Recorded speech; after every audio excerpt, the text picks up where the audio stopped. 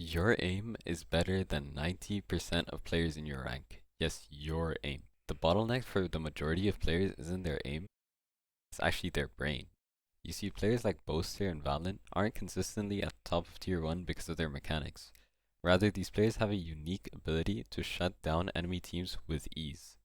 My name is Prime, and today I'll be giving you the 7 tools you need to unlock real game sense. If you can follow everything I give you in this video, I can guarantee you will rank up at least 300 RR within your next 30 games. Without further ado, let's get into the video. Number 1. Positioning. The biggest component of game sense, positioning is what gives you the ability to get multi-kills without feeling like you're fighting a war. Players like Nats have mastered positioning, and if you watch their gameplay, it truly feels like the opponents are lost. Ideal positioning is putting as many question marks in the enemy's head as possible, and leaving those question marks to marinate. There's two main aspects to positioning for any role. There's general positioning and something I like to call question mark positioning. First, general positioning is what every player relies on for the majority of the game. This is how you move around the map, how you take space, entry, trade, flank, etc. To master this positioning is to understand first what your role's objective is. On attack, duelists, you guys have to make space and push lines back. Create gaps for your teammates to flood into, drag crosshairs, and live for as long as possible. Initiators, you guys are usually second contact. You have to support your duelists and give them the utility to take space, and follow up by being there to keep the space and get trades. Controllers and sentinels. If you guys are not lurking, be last contact, especially if you've conditioned lurks, and be there to close out rounds and deny floods for the defender's post-plant. If you're lurking, be a nuisance. I'll cover what that means in a moment. On defense, duelists have to create early lines and get picks. They have to deny attackers taking neutral space and play to take an early fight and live. If you give first pick, consider the round gone. Initiators, support your duelists. If they're taking an early fight, give them util or be there to swing with them. After the first fight, fall back and use your util to stall enemy pushes. Controllers, you guys have to play in a position to smoke both sides on equal buy rounds, but it's okay to play on site for an eco. Ecos are meant for gambling. I'll come on to this later too. For sentinels, anchor. If they're not pushing your site, stay at the very least in the vicinity of the site to be able to hear if the enemy is pivoting back to your site. If they're pushing your site, either get one and live, or get two or more and die. Whatever you think is best fitted for the moment based on the economy and other factors, trust your gut and get your impact. Understanding your role's objective in the round should help you understand when you should peek and when you shouldn't. What separates high-level players is their ability to know they can take a 50-50 and have a decent shot at winning, but instead play patiently and force the enemy into an extra unfavorable fight later and then swing. Having the discipline to not swing is much easier said than done. But if you can pull it off, you'll see yourself never losing rounds that favor you, such as 2v1s, 3v1s, etc., commonly lost in ranked. The next division of positioning is something I call question mark positioning. Essentially, this is the idea of making the enemy feel like they have no map control and that they need to use util to re-clear question mark spaces. If you can achieve this as a solo lurker, it's amazing, and it's super doable on agents like Viper on Bind. Otherwise, this is more commonly executed by a full team in unison. You collectively take spaces across the map simultaneously together with little to no util, and then you shift away and occasionally drop smokes or similar util to leave the impression of control. This also ties into the concept of inserts, explained best by FNS in his Haven guide linked in the description.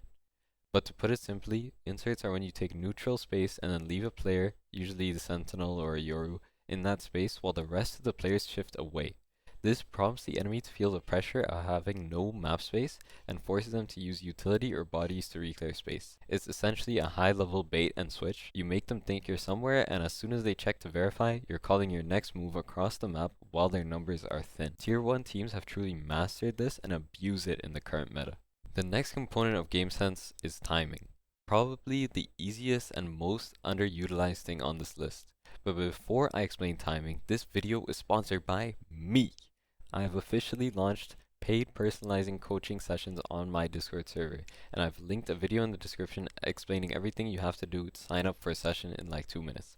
Okay, let's get back to the video. Timing is something which is specific to each player, which means it's something you can utilize whether you're in solo queue or in 5 stacks.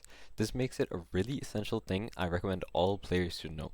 Peeking on timing is essentially swinging when you think the enemy isn't looking at you, which works really well on spaces where the enemy has to clear multiple angles while moving forward. Timing was explained really well by Zeeks in his video, links in the description. Next up we have conditioning and pace. Strongest in a 5 stack or team setting, but still useful in ranked. Conditioning is making the enemy team accustomed to a certain play or piece of util over many rounds, and once they're used to it, abusing their response or lack of a response to whatever it is you're conditioning.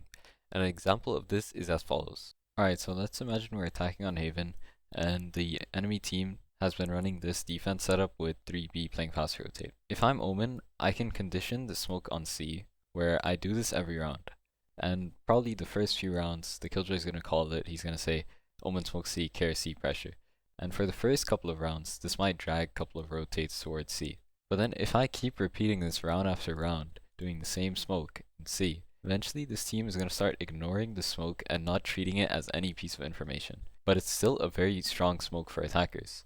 What that means is, let's say I do this the first 4 rounds. On the 5th round, I can tell my whole team, let's come C, I'll drop a C smoke insta, and we can just walk up and leave Killjoy lurking. So this smoke that they've been seeing for the past 4 rounds is now a massive threat, but these guys are still unaware, because this Killjoy has been seeing it every round and doesn't think it's a threat. So what that allows us to do is just take C for free, we can get a smoke down, we can get a pop flash out of the smoke, and all of a sudden, we're in the site and the Killjoy's dead. And this retake is extremely difficult for all of the defenders. There's a lot more examples of conditioning that you'll see very often in pro play. I'm not going to go over every single example in this video, but it's just this general idea of using a piece of util, getting the enemy team accustomed to it, and then once you realize that they're not treating it as a threat anymore, you just exploit that weakness. Number 4, we have economy. We're going to cover this one in 2 portions. First, team economy, what your team should be doing. The general outline to this is never save money on pistol. If you win pistol, you force, where outlaw is really strong, and then save on the 3rd round. If you lose pistol, you save, but if you can force one outlaw, it's really strong, and then buy on the 3rd round. Other than that, your team should always force together and save together every round. You generally don't ever want to have 2 people forcing and 3 people saving. The second part is solo economy, what you should be doing. If you're in solo queue, you can either follow the team stuff I just went over, or if you want to be a little cheeky, you can save on 2nd round or go for a really light buy like a sheriff. When it's just one person breaking the team economy guidelines, it barely affects the win probability of the round.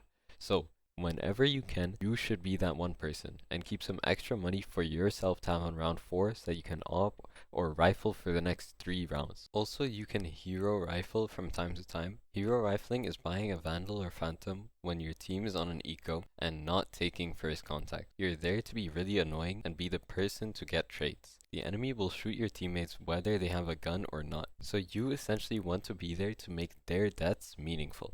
Hero rifling creates an opportunity to at least damage the enemy's economy, while overall your team spends very little. Number 5, utility. Utility is specific to each agent. Even different agents under the same role are unique to their own util and playstyle. What I mean by that is how someone like Omen will be played is really different to how, for example, Harbor would be played. So if you play those 2 agents, you would need to learn specifically that agent and how they're played. Understanding how your own agent should be utilized to its maximum ability is best done by simply watching a pro who plays that agent. If you want to get good at Waylay, for example, you'd watch Mata. There is no amount of theory I could give you in this video that would be as helpful as just taking the time out to watch a pro play your agent and consciously looking and understanding why he does everything. Nothing more to it. Number 6, agent comps. You can win games from the loading screen. How, you might ask? By looking at the enemy's comp. Especially in ranked, the majority of teams are missing something in their comp. The obvious ones are, of course, if a team has no smokes, you can abuse long angles and snipers, or no initiator, you can play in corners, etc. But the slightly more nuanced ones that most people miss in comp are things like, does the enemy team have pop flashes? No. Hold angles and abuse off angle. If they have no drone or dogs, same thing, play off angles. If they have no dive agents, You can sit in sight with the smoke down and just spam with no fear of being punished when you reload. If they have no flank trip, like they have Viper or Sage, thread in flanks often to condition them. And there's many more things you can do specific to every possible comp you play against. One of the most important things to GameSense is creativity. If you can think of something bizarre that has a chance of working, go for it, especially on ecos. Eco rounds are your rounds to try a high risk play with the idea of knowing you have a low chance to win the round, so might as well try something crazy. For all the IGLs watching, creativity makes you unpredictable. Unpredictability makes you impossible to read, and no read on your team from the enemy means they're losing the macro. Finally, we have ultimate economy. If you're gonna make a call, please press tab. If you see the enemy waylay is one off of an ult, don't give them the orb for free. If your Fade has had an ult for the past 3 rounds, call a plan which involves them using it. If you hold onto an ult after it's ready, you're practically taking free ult orbs and throwing them away. You should be ulting as soon as you get it, but that doesn't mean throwing it away. Ult to secure rounds that you could lose, or to make rounds that you should lose into rounds that you can win. Essentially, if it's completely unwinnable, don't ult. If it could go either way, ult to sway the round in your favor, and if it's unlosable, don't waste your ult. If you made it to the end of the video, please subscribe. Thank you for all the feedback and all the support. Have a good rest of your day.